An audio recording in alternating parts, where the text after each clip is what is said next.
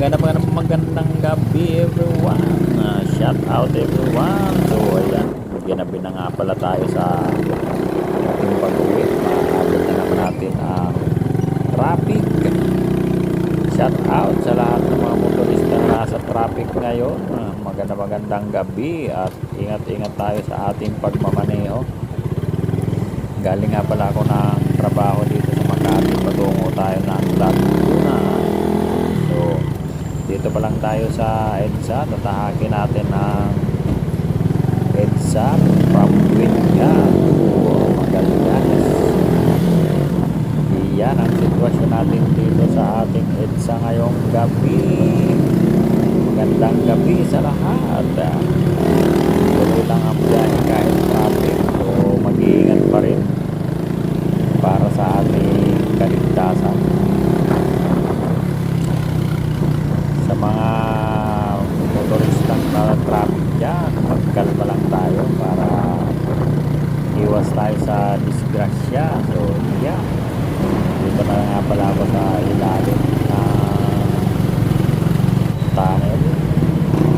Patungo nga pala ako sa Magallanes, kung saan doon ang aking laging dinadaanan patungo ng Laguna. Puro service road nga pala ang aking dinadaanan dahil hindi tayo sa expressway. Kaya dito lang tayo, pataas na tayo na EDSA. Let's go.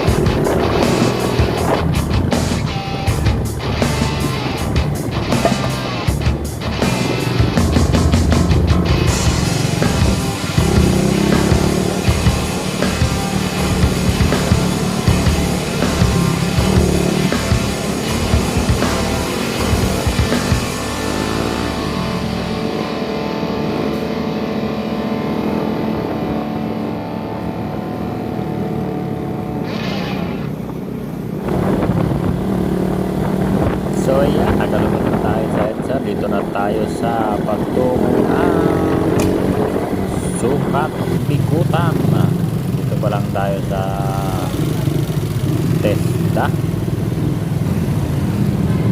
Sa Testa pa lang tayo. So medyo traffic dito dahil yung mga patungo ng C5. Yan, shout out. So medyo maluwag na lalo yung traffic dito sa Sukat. Dito na tayo sa Sukat Bikutan.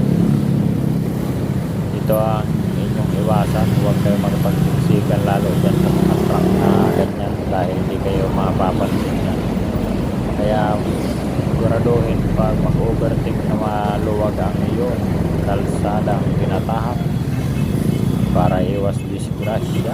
So dito na tayo sa Sukat. Hindi ko sukat akalain na dito na agad ako. Patungo naman tayo na Alabang, Muntinlupa. Sa mga hindi nga pala nakakaalam kung saan yung patungo ng Bilibid, dito nga pala yung daanan. Sundan ko lang ang aking tinatahak at service road lang ang aking dinadaanan. So yan ang bibilis ng aking mga nakakasabay na motorista. Shout out sa inyong lahat. Welcome Alabang na tayo. Ganun lang kabilis ang ating biyahe dahil binilisan ko ang aking pagdadrive. Kaya shout out everyone, patuloy sa pag-iingat para makarating ng maayos sa ating tahanan at maraming nag-iintay sa atin. Kaya tuloy lang ang biyahe. Let's go.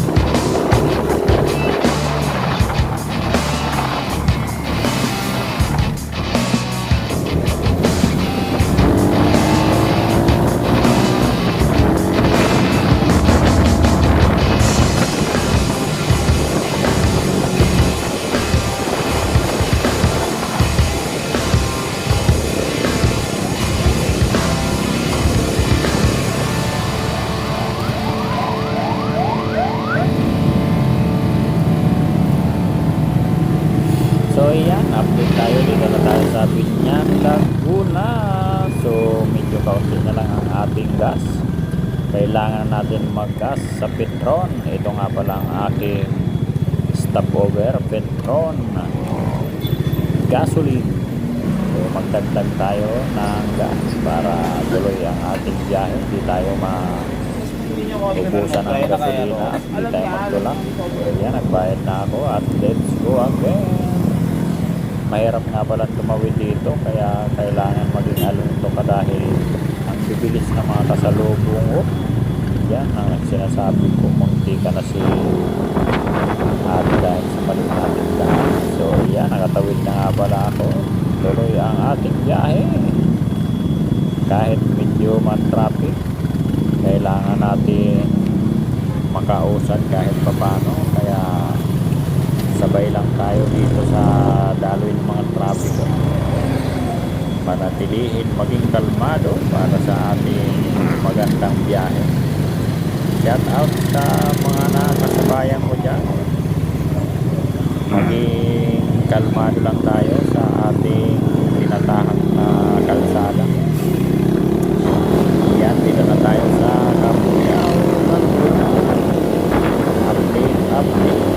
Time check. 9 in the evening. So, nabot na tayo ng gabi kasi magkahaba ang ating biyahe pa uwi na bahay. Kaya tsaga-tsaga lang para sa ekonomiya. So, yeah, let's go.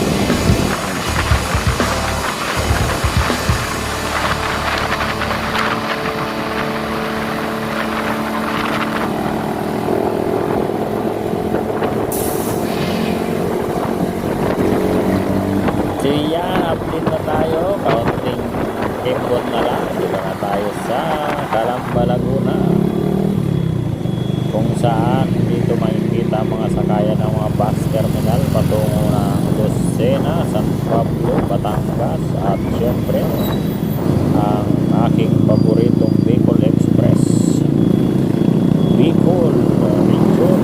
Yan. Kaya sa mga pauwi ng Bicol dyan, ingat-ingat at pauwi ng kanilang probinsya. So yan, dito na tayo. Okay? Papasok na tayo sa ating inuwian.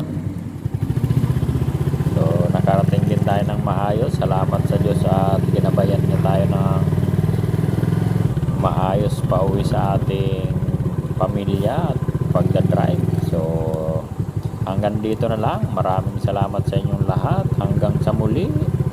Have a good night. Enjoy rides. Bye-bye. Good night. Bombasin Motovlog.